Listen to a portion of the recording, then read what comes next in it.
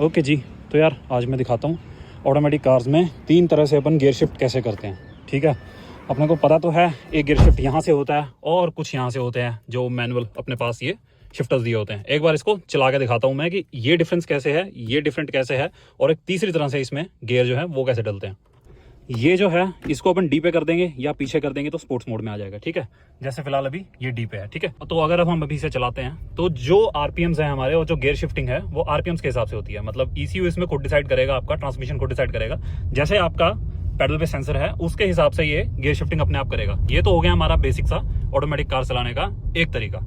दूसरा वे ये है कि हमने इसे डाला D1 पर, और जैसे ही हम गाड़ी चलाने लगे हमने शिफ्टर्स का यूज करके इसे यूज कर लिया M2 पर M2 हमें लगेगा कि ये मैनुअल है, बट ये मैनुअल नहीं होता। देखो सर्टेन आरपीएम्स के बाद अगर आप गियर शिफ्टिंग अभी नहीं करते हो तो ये खुद से डी पर शिफ्ट हो गया। वो देखो D3 D2 पर, क्योंकि इंजन को पता है भैया मेरा ऑनर जो है वो इतना समझदार नहीं है कि ये आरपीएम्स के हिसाब से पैडल शिफ्टर्स यूज करके गियर शिफ्टिंग कर लेगा। इसलिए वो खुद अपने आप को बचाने के लिए भी D2 पर या D3 पर जिस भी गियर पर आप होते हो उसी गियर पर वो उसके बाद शिफ्ट कर देता है।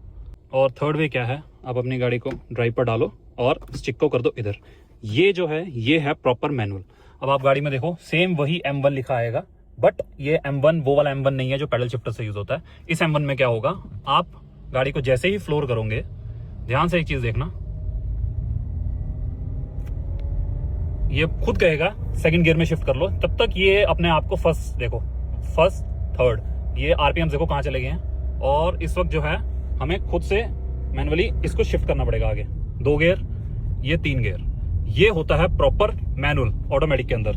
ठीक है, तो अब अपने को पता क्या लगा, 3 तरह से गाड़ी में ऑटोमेटिक कार्स में गियर शिफ्ट होते हैं। आप इस स्टिक को डी पे करो, एस पे करो, और नॉर्मली अपना सिटी और हाईवेज पर क्रूज करते रहो। जब आप किसी हिल एरिया पर हो जहां पर आपको दोनों हाथों को स्टीयरिंग पर रखना है और आपको स्टीयरिंग मैनूवर करना है, स्टिल आपको गियर जो है छोटे या बड़े करने हैं, आपको ओवरटेक करना है, उस वक्त आप शॉर्ट पीरियड के लिए इन मैनुअल पैडल शिफ्टर्स को यूज कर सकते हो। ये अपने आप से गियर शिफ्टिंग इसीलिए करते हैं क्योंकि आपने एक क्विकली गियर शिफ्ट किया और आप किसी ट्रक या गाड़ी वगैरह को आप ओवरटेक करके चले गए, उसके बाद गाड़ी अपने वापस जो है वो ऑटोमेटिक डी पर आ जाती है M के बजाय।